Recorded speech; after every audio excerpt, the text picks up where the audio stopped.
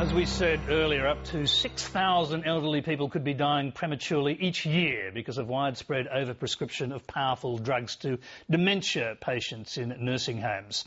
While one expert has put the number in the thousands, another has told Lateline it certainly runs into the hundreds. Experts say antipsychotic drugs can leave patients immobilised and unable to speak, and are often used unnecessarily to keep dementia sufferers quiet for overworked staff.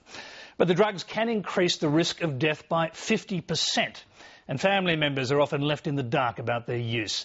Margot O'Neill has this exclusive report.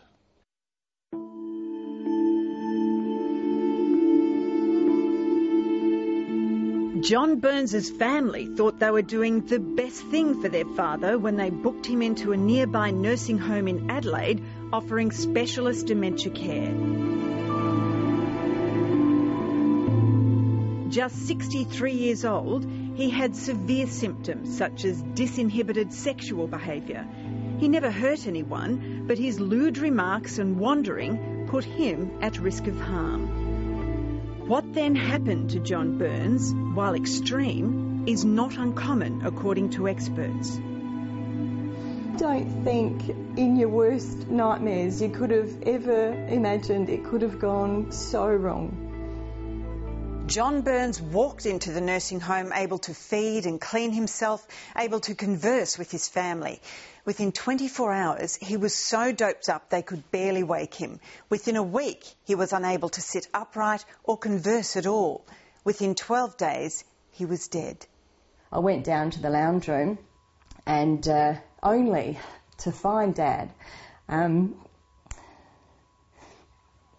sitting in the lounge in his own urine, and he had jelly in his eyes. His eyes had turned to jelly, and the jelly was like coming out of his eyes, and he was away with the fairies. Like he didn't know me, and of course, you know, we hadn't had that problem with the dementia, and so I was rubbing his hand and going, "Dad, it's Jodie, it's Jodie." Jodie Playford knows now that her father had a stroke. She also knows that during his short time in the nursing home, he was massively dosed with dangerous antipsychotic drugs that can heighten the risk of stroke and death. But why was he drugged? Soon after arriving at the nursing home, John Burns tried to leave. He guessed the security code and wandered outside the locked dementia wing. He also made sexual remarks to staff, raised his fist and touched a female staff member's breast. None of this is unusual behaviour for dementia patients who often become agitated when adjusting to new environments. No one was hurt, and each time John Burns became compliant again. But some staff were worried enough to call a doctor who prescribed the powerful antipsychotic haloperidol, which he was given repeatedly in large doses. This is a level 4 chemical restraint, which means your life's in danger, the client's life's in danger. It drops them to the floor instantly. One of South Australia's leading geriatric experts testified at a coronial hearing into John Burns's death that he believed the overall dose over the next 5 days was excessive. He did have a very high dose of particularly haloperidol, I think, which is a very potent antipsychotic. I think he had about 35 milligrams. I would ordinarily give, in that circumstance, at best 5 orally. In fact, John Burns was given 45 milligrams in 5 days, as well as other antipsychotics and sedatives. The coroner heard that sometimes he was drugged just because he was restless or wanting to go for a quiet walk in the corridor at night. And, you know, even the coroner said, well, what else is the man meant to do in a facility? You know, what's wrong with going for a walk? The coronial inquest heard the doctor believed he'd prescribed an appropriate amount and that he was concerned for the safety of nursing home staff because John Burns had become aggressive and abusive. The South Australian coroner, Mark Johns, found last year that John Burns died of a stroke in 2006. He did not link it to antipsychotic drugs, But he noted that Dr Whitehead's expert concerns that haloperidol played a role may well be correct. Essentially, the man died of a stroke, and that had been acquired after what seemed to my mind significant prescription or over-prescription of antipsychotics to treat his behaviour. I thought it was a really important example of how these medications that we give to people with dementia, a very common problem, and behavioural disturbance and dementia is a very common problem, have serious and high-risk side effects. And it was clear to me that the family had never been engaged in a discussion about that. Dr Whitehead says while there are many excellent nursing homes, he's concerned about a lack of properly trained staff to care for the 140,000 dementia patients who now dominate residential care and whose numbers are set to explode.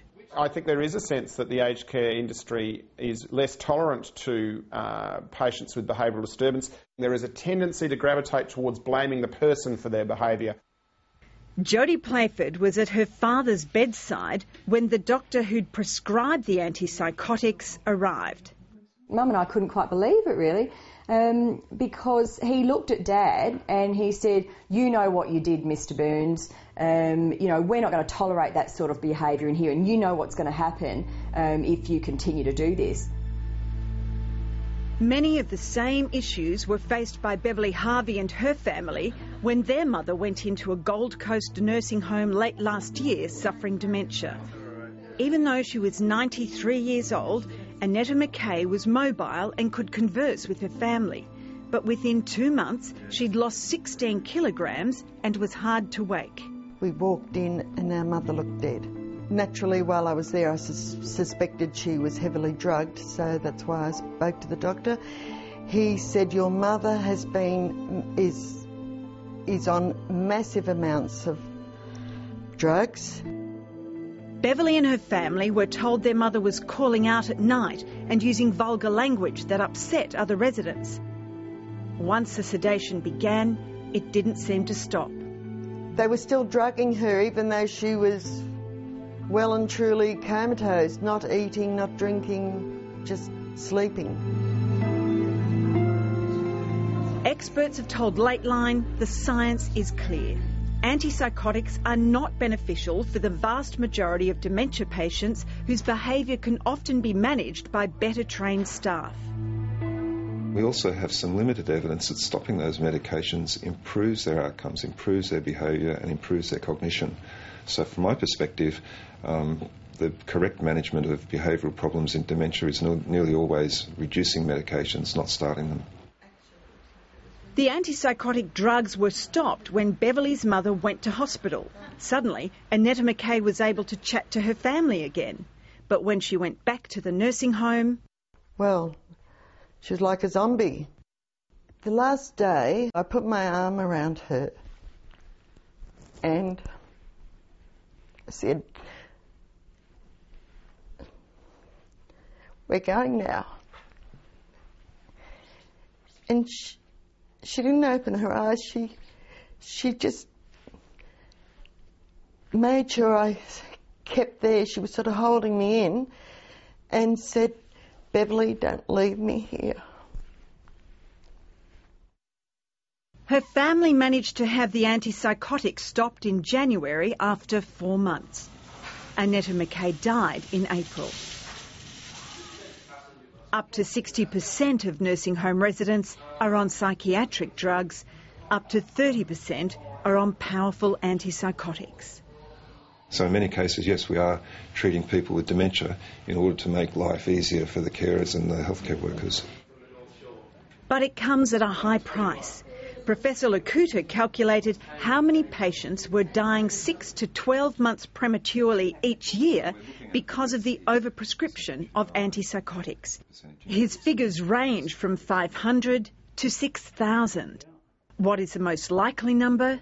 I think the answer is thousands. I think there are probably thousands of deaths where you could attribute the death to the use of these medications. Were you aware that the figure would be so high before you did these numbers? No, I wasn't. I feel shocked, very sad for the elderly people.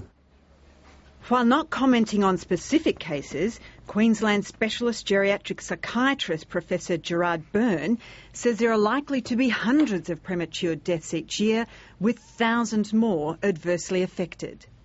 Yeah, I think there are likely to be hundreds, if not thousands, of people severely adversely affected each year in this country. I have certainly seen on a fairly regular basis older people with dementia who have been prescribed antipsychotic medication either inappropriately or in excessive dose or for too long a period. The problem is that they seem to be used indiscriminately and significantly overused, really. People with dementia are human beings and they need to be treated with respect, and sedating them because of their behaviours just feels wrong as a human being. Margot O'Neill, Lateline.